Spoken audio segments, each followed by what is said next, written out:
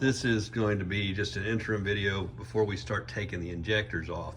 And what I want to do here is give everybody a good look into an LT5 that has the plenum off of it, and how one, this is a 1,000-mile car, so this is the way everything was original.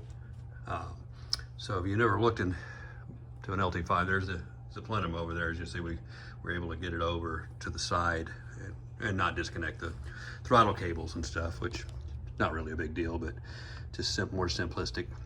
And again, you have once you get all the bolts out, don't go ripping it off, because you got these two wires here, and you got this 7mm out in the back, or 8mm, or 7mm, one of the two out in the back to undo, and then this one.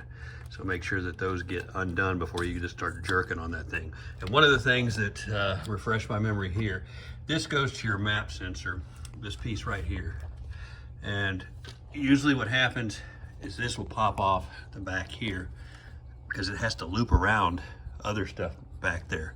It actually isn't a direct hookup, so that actually fell off down into my, so that's the wire, the piece of the map sensor, the vacuum, and that just goes in between there.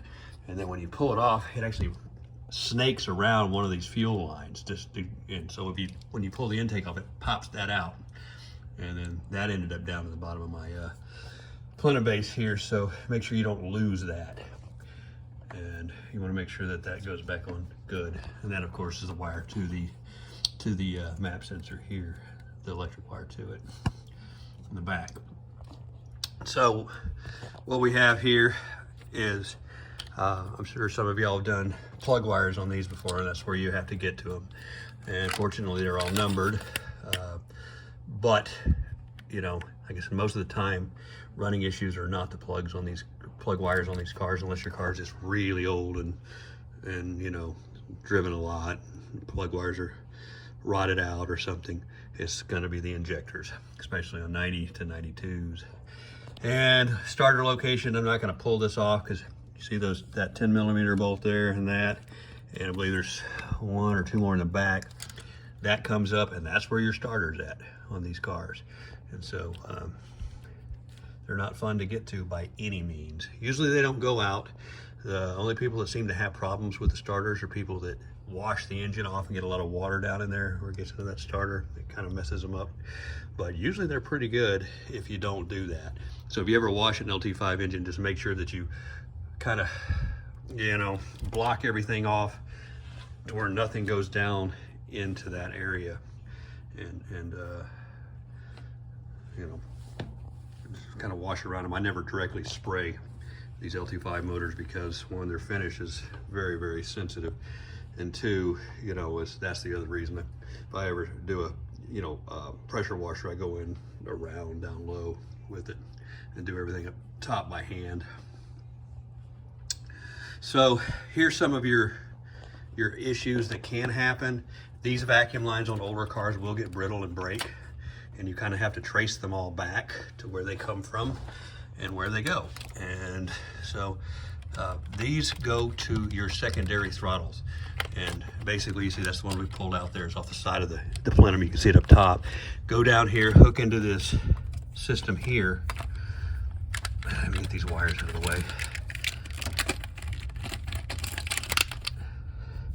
Hook into the system here, and then come back here. Now this is the weird one. This wire, where does it go? It comes back under here, right by almost where this one goes in, and it goes up into this wiring harness. You see that?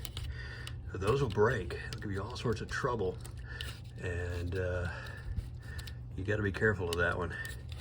And so if that does break, you may have to bring this back, splice it in or something to go there. So if you're having problems, make sure that that line is good on your car. Then of course they go all the way to different places and things like that too. This is the one that hooks up underneath the throttle body there. And the actuators here, obviously there's one here. It ties back to this one and it crosses over to this one. So that goes over here. So make sure that all of those are good. because if those aren't good, your secondary system will not work, or you'll have to, you know, do something. A lot of people bypass those throttle blades. That opens all those throttle blades right there on that side. If this one, see if I can do it here. You see down in there, you can kind of see that throttle butterfly in there, and whoop, that's opened it up. So that's how it works. And so basically the way these engines work is those are always closed, and you really run it on an 8-valve motor until that becomes a 32-valve motor. All right, yeah, 16-valve motor until that becomes a 32-valve motor. So that's some of the interesting things. So watch all of that stuff, and of course, if you got to change your air conditioning compressor, now's the time to do it. It's a whole lot easier this way. You do a lot of stuff to these cars when that intake's off. 1, 2, 3 bolts on these. Take them off. You got to take the belt off, obviously. Alternator, same way. Pretty straightforward if you're a mechanic and done that before, but that's what one looks like. And this is, a good time on any of these cars to clean all this up. Tighten these up too, just to make sure they're good. They haven't shrunk over the years. Water sensors are right here. I believe that's your coolant sensor on this car, and that is the other sensor for, I think that's a fan on that. So,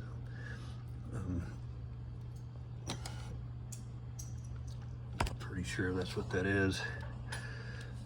So there's a lot more to these things than meets the eye down in there, and this is a good example of what one should look like.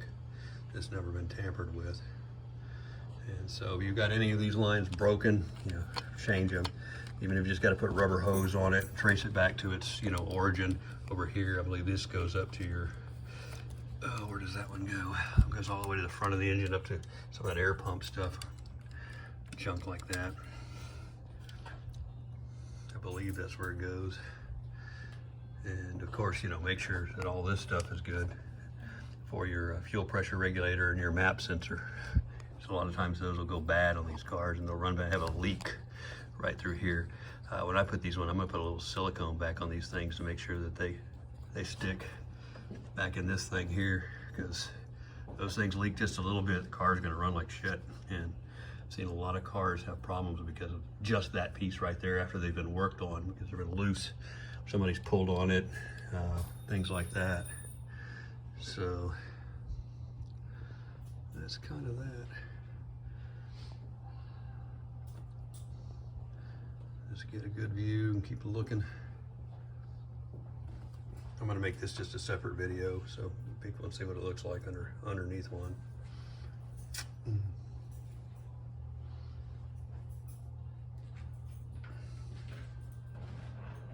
But the next video we'll start taking off fuel rails here, and lifting this up, both of them up. You got to take the injector clips. These all have clips on them right here. Pop those off and change them out. And so if you thought 8 was bad, try 16. That's coming next.